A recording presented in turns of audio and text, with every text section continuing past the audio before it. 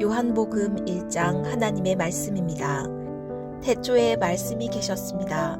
그 말씀은 하나님과 함께 계셨고 그 말씀은 하나님이셨습니다. 그분은 태초에 하나님과 함께 계셨습니다.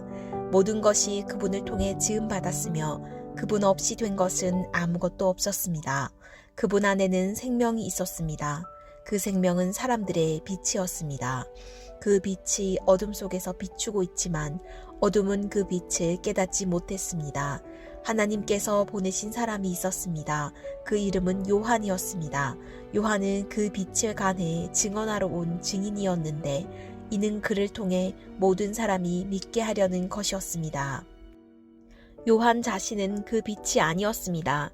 그는 다만 그 빛에 대해 증언하기 위해 온 것입니다. 참 빛이 있었습니다. 그 빛이 세상에 와서 모든 사람을 비추었습니다. 그분이 세상에 계셨고 그분이 세상을 지으셨지만 세상은 그분을 알아보지 못했습니다. 그분이 자기 땅에 오셨지만 그분의 백성들이 그분을 받아들이지 않았습니다. 그러나 그분을 영접한 사람들, 곧 그분의 이름을 믿는 사람들에게는 하나님의 자녀가 될 권세를 주셨습니다. 이 사람들이 하나님의 자녀로 태어난 것은 혈통이나 육정이나 사람의 뜻으로 된 것이 아니라 하나님의 뜻으로 된 것입니다. 그 말씀이 육신이 돼 우리 가운데 계셨기에 우리는 그분의 영광을 보았습니다. 그것은 은혜와 진리가 충만한 아버지의 독생자의 영광이었습니다. 요한은 그분에 대해 증언해 외쳤습니다. 내가 전에 내 뒤에 오시는 그분이 나보다 앞선 것은 나보다 먼저 계셨기 때문이다 라고 말했는데 그분이 바로 이분이시다. 그분의 충만함으로부터 우리 모두는 분에 넘치는 은혜를 받았습니다. 율법은 모세를 통해 주셨지만 은혜와 진리는 예수 그리스도를 통해 왔습니다. 지금까지 아무도 하나님을 본 사람이 없었습니다. 그러나 아버지 품에 계시는 독생자께서 하나님을 알려주셨습니다. 예루살렘의 유대 사람들이 제사장들과 레위 지파 사람들을 보내 당신은 누구시오? 라고 요한의 정체를 물었을 때 요한이 한 증언은 이렇습니다. 그는 거절하지 않고 고백했습니다. 나는 그리스도가 아니요. 그들이 물었습니다. 그러면 당신은 누구요? 엘리야요. 요한이 대답했습니다. 아니요. 그러면 그 예언자요. 그가 대답했습니다. 아니요. 그러자 그들이 말했습니다. 그러면 도대체 당신은 누구요? 우리를 보낸 사람들에게 가서 대답할 말을 좀 해주시오. 당신은 자신을 누구라고 생각하오? 요한은 예언자 이사야의 말로 대답했습니다. 나는 주를 위해 길을 곧게 하라고 광야에서 외치는 사람의 소리요. 보냄을 받은 유대 사람들 중에는 바리새파 사람들이 보낸 이들이 있었습니다. 그들이 요한에게 질문했습니다.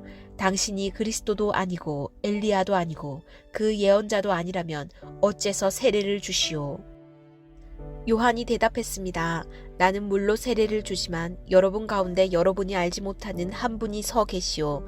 그분은 내 뒤에 오시는 분인데 나는 그분의 신발끈을 풀 자격도 없소. 이 일은 요한이 세례를 주던 곳 요단강 건너편 베다니에서 있었던 일입니다. 다음 날 요한은 예수께서 자기에게 다가오시는 걸 보고 말했습니다. 보시오, 세상 죄를 지고 가시는 하나님의 어린 양이십니다. 내가 전에 내 뒤에 오시는 분이 나보다 앞선 것은 그분이 나보다 먼저 계셨기 때문이다 라고 말했던 분이 바로 이분이십니다. 나도 이분을 알지 못했습니다. 그러나 내가 와서 물로 세례를 주는 까닭은 바로 이분을 이스라엘에게 알리기 위해서입니다. 그리고 요한은 또 이렇게 증언했습니다. 나는 성령이 하늘에서 비둘기같이 내려와 그분 위에 머무는 것을 보았습니다. 나도 이분이 그분인 줄 알지 못했습니다. 그러나 물로 세례를 주라고 나를 보내신 분이 어떤 사람에게 성령이 내려와 머무는 것을 내가 보게 되면 그가 바로 성령으로 세례를 줄 뿐임을 알라고 일러주셨습니다. 그런데 나는 그것을 보았습니다. 그래서 이분이 하나님의 아들이라고 증언하는 것입니다. 다음날 요한은 자기 두 제자와 함께 그곳에 서 있다가 예수께서 지나가시는 것을 보고 말했습니다. 보라, 하나님의 어린 양이시다. 예수께서 뒤를 돌아 그들이 따라오는 것을 보고 물으셨습니다. 무엇을 원하느냐? 그들이 말했습니다. 랍비여, 어디에 머물고 계십니까? 랍비는 선생이라는 뜻입니다. 예수께서 대답하셨습니다. 와서 보라. 그래서 두 제자는 가서 그분이 계시는 곳을 보고 그날 그분과 함께 지냈습니다. 때는 오후 4시쯤이었습니다. 요한의 말을 듣고 예수를 따라간 두 사람 중 한 사람은 시몬 베드로의 동생 안드레였습니다. 안드레는 가장 먼저 자기 형 시몬을 찾아가 말했습니다.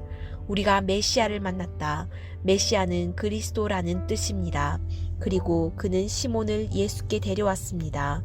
예수께서 시몬을 보고 말씀하셨습니다. 너는 요한의 아들 시몬이구나. 이제 너는 게바라고 불릴 것이다. 게바는 베드로라는 뜻입니다. 다음 날 예수께서 갈릴리로 떠나시려다 빌립을 만나 말씀하셨습니다. 나를 따라라. 빌립도 역시 안드레와 베드로처럼 벳세다 마을 출신이었습니다. 빌립은 나다나엘을 찾아가 말했습니다. 모세가 율법에 기록했고 예언자들도 기록했던 그분을 우리가 만났소.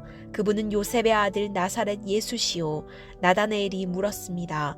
나사렛에서 무슨 선한 것이 나오겠는가? 빌립이 말했습니다. 와서 보시오. 예수께서 나다나엘이 오는 것을 보고 그에 관해 말씀하셨습니다. 여기 참 이스라엘 사람이 있다. 이 사람에게는 거짓된 것이 없다. 나다나엘이 물었습니다. 어떻게 저를 아십니까? 예수께서 대답하셨습니다. 빌립이 너를 부르기 전 내가 무화과 나무 아래 있을 때 내가 보았다. 그러자 나다나엘이 대답했습니다. 랍비여, 당신은 하나님의 아들이시며 이스라엘의 왕이십니다. 예수께서 그에게 말씀하셨습니다. 내가 무화과 나무 아래에 있던 너를 보았다고 해서 믿느냐? 이제 그보다 더 큰 일도 보게 될 것이다. 그리고 예수께서 덧붙여 말씀하셨습니다. 내가 진실로 진실로 너희에게 말한다. 너희는 하늘이 열리고 하나님의 천사들이 인자 위에서 오르락 내리락 하는 것을 보게 될 것이다.